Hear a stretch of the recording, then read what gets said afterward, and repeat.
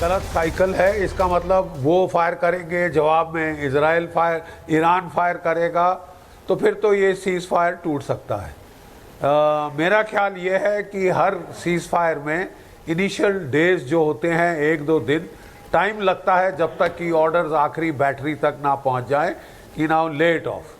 मैंने बताया ना, ये जो डीकैपेसिटेशन स्ट्राइक की है इजराइल ने, इसका नुकसान भी हो सकता है सबको, इन द सेंस कि अगर जो जूनियर लीडर्स के ऊपर सही कंट्रोल नहीं है, सही अब जो लगाम है वो आपने तोड़ दी है, तो वो जो जूनियर लेवल तो हॉट हेड रहते हैं, ये जो सीनियर लेवल है वो शांति से लॉन्ग टर्म स्ट्रेटेजिक थिंकिंग करते हैं, काम है उसका स्ट्रेटेजिक थिंकिंग करने का।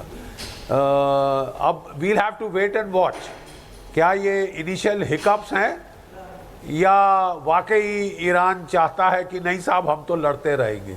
मैं समझता हूँ बेवकूफ़ी होगी ईरान की तरफ से इस हालत में गधों की तरह लड़ते रहना, ठीक है, गधों की तरह, जबकि आपको पता है आपका एयर डिफेंस टूट चुका है, सीनियर लीडरशिप खलास हो गई है, काफ़ी नुकसान हुआ है।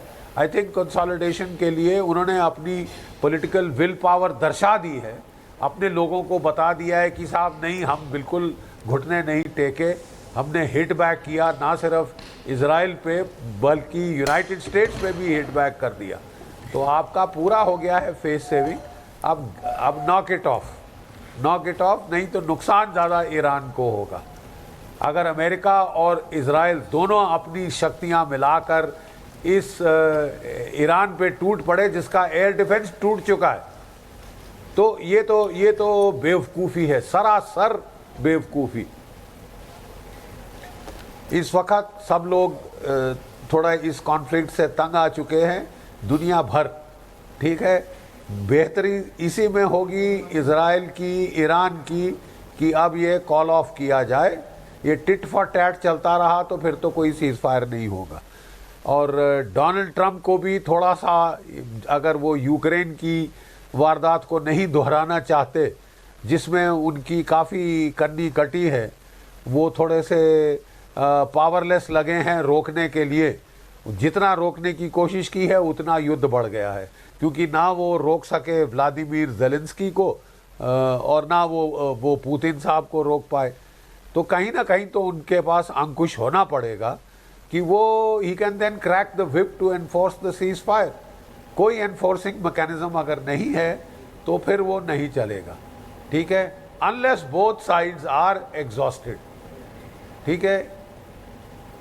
इंडिया और पाकिस्तान का पॉज इन ऑपरेशन चल गया है, अभी तक हमने इसका उल्लंघन नहीं देखा, बट ऐसा यूक्रेन रशिया में नहीं हुआ और ऐसा अगर मिडिल ईस्ट में भी नहीं हुआ तो ये डोनाल्ड ट्रंप के साहब के लिए काफ़ी नाक कटने की बात है और वो झल्ला कर फिर कूद सकते हैं। अगर वो कूदते हैं तो क्या ओपन एंडेड कॉन्फ्लिक्ट शुरू होगा? ये बड़ी हॉब्सन्स चॉइस है साहब। अमेरिका, रूस और चीन तो खुश होंगे अगर अमेरिका की दुविधा बढ़ती है, लेकिन नुकसान चीन को भी होगा, जापान को होगा, दुनिया की इकोनॉमी को होगा, जिसमें अमेरिका की इकोनॉमी शामिल है। ऑयल प्राइसेस बढ़ती हैं तो आप देखें कि इन्फ्लेशन होगी, इकोनॉमी को चोट पहुंचेगी, लंबी देर चले रिसेशन में जा सकती है ग्लोबल इकोनॉमी। ये किसी के हित में नहीं है कि बेवकूफ़ी की जाए, बेवजह बढ़ाई जाए। अगर उससे कुछ हासिल हो रहा है तो बात है, अगर ईरान केवल अपनी डिफाइंस दिखाना चाहता है तो फिर तो साहब ये ओपन एंडेड कॉन्फ्लिक्ट की तरफ जा रहा है। बिल्कुल सर, और इसी बीच एक और जानकारी आ रही है, वो भी साझा करेंगे, लेकिन आपको बता दें कि आखिरकार क्या कुछ रक्षा मंत्री की तरफ से कहा गया। रक्षा मंत्री की तरफ से कहा गया सीज फायर टूटने पर कि हम किसी को भी बख्शेंगे नहीं, ईरान को करारा जवाब देंगे, ये कहा। और उन्होंने ये भी कहा कि आईडीएफ जवाब देगी, निर्देश दे दिए गए। एक और जानकारी आ रही है, वो भी आपके साथ साझा करते हैं कि किस तरीके से अब बयान सामने आने लगे हैं। रक्षा मंत्री ने भी बयान दिया है और इसके साथ साथ वित्त मंत्री की तरफ से भी बयान दिया गया है। तो ईरान को चेतावनी दी है ईरान की नई स्ट्राइक पर। इजराइल के वित्त मंत्री का बयान सामने आया, उन्होंने कहा है कि सीज फायर तोड़ा तो ईरान को अंजाम भुगतना होगा। मिसाइल अटैक के बाद तेहरान को निशाना बनाएंगे, तेहरान की जो पूरी शक्ल सूरत है वो बदल कर रख देंगे, ये उनकी तरफ से कहा गया है कि तेहरान में जोरदार हमला करेंगे। तो रक्षा मंत्री हो या वित्त मंत्री हो कर्नल शैलेंद्र सिंह, उनकी तरफ से बार बार ये बयान आ रहे हैं कि अब थम जाओ, रुक जाओ, वरना अब जो करेंगे वो आप सह नहीं पाएंगे। बट इस लड़ाई के अंदर जो जिम्मेदारी थी, जो रिस्पॉन्सिबिलिटी थी कि हाँ जी, जिसने अपने आप डिक्लेयर किया कि मैंने तो सीज फायर करा दिया, सब उसकी जिम्मेवारी कहाँ गई? Where is he now? भाई आपने सीज फायर अपने तरफ से डिक्लेयर कर दिया मिस्टर ट्रम्प, और दोनों कंट्री ने मना कर दिया। आपने बोला चलिए कोई बात नहीं, 2 मिनट बाद में फिर से करा दे रहा हूँ कि ये हो गया है। आपने फिर से इंसिस्ट किया, बार बार आपने इंसिस्ट किया, और आप देख रहे हैं कि बार बार अगर वो नहीं हो रहा तो don't you think he should resign? ये किस बात का प्रेसिडेंट हुआ? आप अपनी जो ये एक्चुअली इन्होंने ना सीज फायर नहीं कराया, इन्होंने Nobel peace prize ceasefire कराया। एक्चुअली इसका नाम एक्चुअली सीज फायर से हटा देना चाहिए। ट्रम्प कोई भी चीज़ डिक्लेयर करे आज के बाद it should be within bracket Nobel prize, otherwise उसके बिना कोई फायदा नहीं। और दुनिया सुन नहीं रही है। आप अपनी कंट्री की किरकिरी करा रहे हो, प्रेसिडेंट पोस्ट की किरकिरी करा रहे हो, बट फिर भी अगर एक अच्छा इवैल्यूएशन कर देखे तो यस, इसमें कोई डाउट नहीं है। सीज फायर की जो कंडीशंस जिस पॉइंट ऑफ व्यू से डिस्कस करी गई थी वो ये थी कि 12 घंटे हो सकता है इजराइल अटैक ना करे। लेकिन इजराइल अटैक क्यों नहीं करेगा अगर ईरान की तरफ से एक सुतली बम भी अगर इसकी तरफ आता है?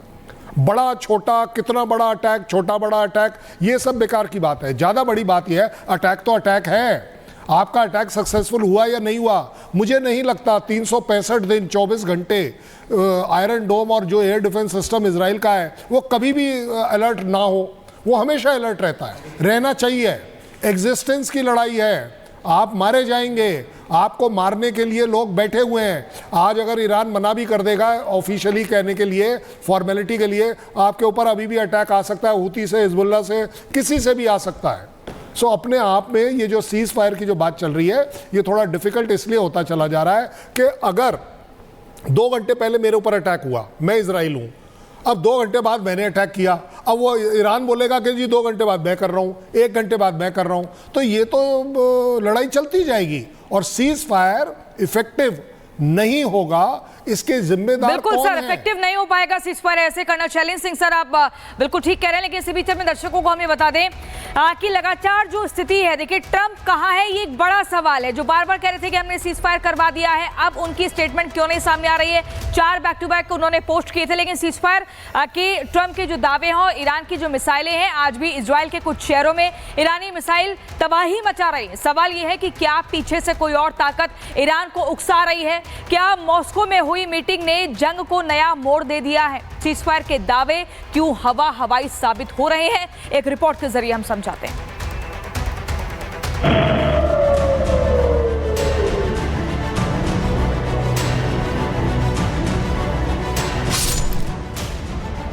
ईरानी मिसाइलों की गूंज, इजराइल के बीरशेबा में तबाही, आसमान से मौत बनकर बरसती ईरानी मिसाइलें नेतन्याहू के देश को तबाह कर रही हैं। इमारतें नेस्तनाबूद हो रही हैं और बेकसूर लोगों की जान जा रही है। ईरान इजराइल जंग पर सीज फायर की बात, लेकिन जमीनी हकीकत कुछ और है।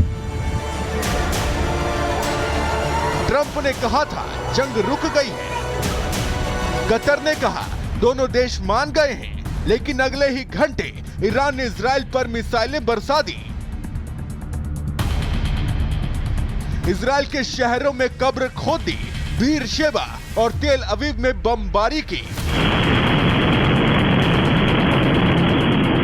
अब सवाल उठता है, ईरान क्यों नहीं झुक रहा? शायद जवाब मॉस्को में है। एक दिन पहले ईरानी विदेश मंत्री अरागची की रूसी राष्ट्रपति पुतिन के साथ मुलाकात हुई थी। माना जा रहा है कि इसी मुलाकात के दौरान कुछ ऐसी बातें हुई जिसके बाद ईरान की न सिर्फ जुबान बदल गई, तेवर बदले, बल्कि बदल गई मिसाइलों की रफ्तार। डोनाल्ड ट्रंप का ग्रैंड स्ट्रेटेजिक डिजाइन था कि मेरे को एक पीरियड ऑफ कंसोलिडेशन चाहिए। जिसमें मुझे को कोई लड़ाई नहीं लड़नी।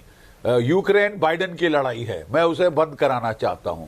ठीक है, मिडिल ईस्ट में भी उन्होंने कहा था मैं बंद कराऊंगा शुरू में, फिर वो इजराइल के साथ चल के उन्होंने ये जो है स्ट्राइक ये कर दी है। इसके आगे वो नहीं जाना चाहते। ईरान को लग रहा है कि रूस उसके पीछे खड़ा है और यही वजह है कि वो अब अमेरिका को भी चुनौती दे रहा है। मॉस्को में हुई ये मुलाकात शायद ईरान के रणनीतिक मिजाज को बदलने वाली साबित हुई। रूस ने न सिर्फ समर्थन का वादा किया बल्कि रणनीतिक निर्देश भी दिए। पहला, सीज फायर से दूरी। माना जा रहा है कि पुतिन ने ईरान को सलाह दी है कि वो ट्रंप पर भरोसा न करे। जंग से पीछे हटना ईरान की रणनीतिक गलती हो सकती है। दूसरा, लॉजिस्टिक मदद का वादा। रूस ने ईरान के हथियार भंडार की भरपाई में मदद का भरोसा दिया है। तीसरा, रणनीतिक साथ का आश्वासन। अगर अमेरिका इजराइल हमले बढ़ाते हैं तो संयुक्त राष्ट्र में ईरान के खिलाफ प्रस्ताव पर रूस वीटो करेगा। बैकडोर मोर्चा खोलने की योजना। सीरिया और हिजबुल्लाह के जरिए गोलन हाइट से इजराइल पर दबाव डालो। व्हाइट हाउस की सीज फायर स्क्रिप्ट में कतर को मध्यस्थ बनाकर शांति की कहानी लिखी गई थी, लेकिन ईरान ने इस स्क्रिप्ट को ही फाड़ डाला, शायद इसलिए क्योंकि सीज फायर की कॉपी को पुतिन ने रेड पेन से काट दिया था। और ये कहना कि उनको एक बड़ा बल मिला है जरूर सही है कि अभी भी जो रशिया है वो एक पिलर की तरह उनके साथ खड़ा है। हाँ, भले ही आपने देखा इसके पहले जो सीरिया में हुआ था, जहाँ पर रशिया के खुद के नेवल बेस थे, एयर बेस थे और बल असद की सरकार थी और IRGC पूरा एक्टिव, हाँ भी वहीं से, वहीं लेबनान से आए, मगर उनको वहाँ से छोड़कर निकलना पड़ा और इंक्लूडिंग रशिया वहाँ से निकल चुका है। मिडिल ईस्ट की आग अब सिर्फ इजराइल ईरान तक सीमित नहीं बल्कि इसकी आंच वॉशिंगटन और मॉस्को तक पहुंच चुकी है। ट्रंप की डिप्लोमेसी हार रही है और पुतिन की स्ट्रेटेजी जीत रही है। अब जंग रुकेगी नहीं बल्कि वो अगले मोर्चे तक बढ़ेगी। Bureau report, Republic Bharat.